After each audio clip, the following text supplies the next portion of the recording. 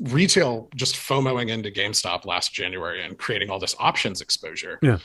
they accelerated this exposure on the market makers and the short hedge funds and these ETFs because they then have to hedge all of these retail options as Yeah. well, They're right? To basically keep their hedging a positions. hedge. Yeah. Yeah, they have to hedge their Just hedges, hedges all the right? way down. Yeah.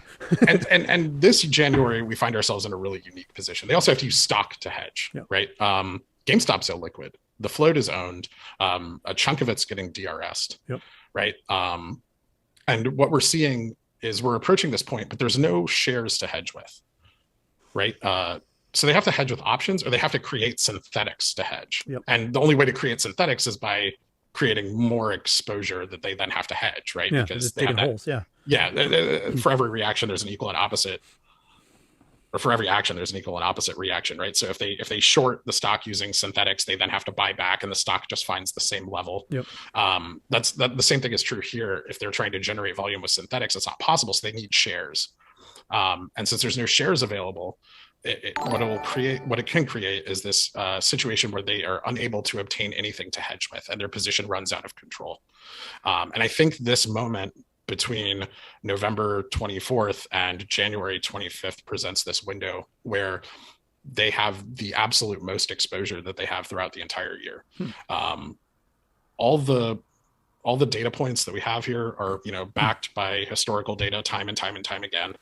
I mean, I guess for the ETF leaps, we only have the last January, but that's a pretty significant data point, right?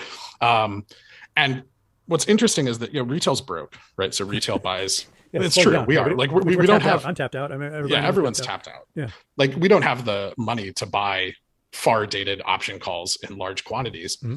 And that presented something really interesting about the January and March run up. If you look at the day they peak, it falls on a Friday. Yeah, payday, baby. Yep. Well, not just payday. It's not the payday. What it is it's an options expiration day for weeklies, and everyone sells their options, releasing them of their gamma hedging or delta hedging requirements, right, and leaving them with no exposure on the following day. So basically, when GME ran in January, everyone sold their options here because they were going to expire. Yeah. And then as soon as they didn't have to hedge that anymore, the price came down. Same thing here in March. As you know, the rollover date is a Friday. Yeah. Everyone sold, price comes down. Same thing here. Everyone sold, price comes down.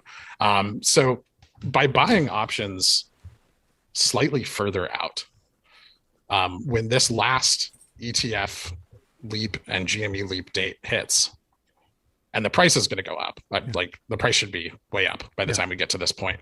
But when this date hits, if everyone's holding options that are further out, we've been discussing February 18th because it's the next monthly date that gives you exposure for the whole window.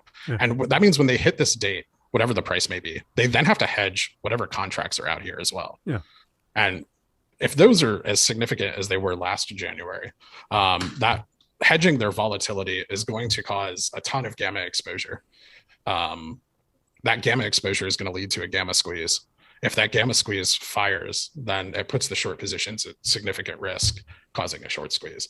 So it kind of, all three of them stack up to present this opportunity for retail to not only just make a lot of money on options, if they choose and they have experience doing this, but also an opportunity to squeeze the hedge funds that they so desire to squeeze. Yeah. Huh. Any questions? I know it's a lot.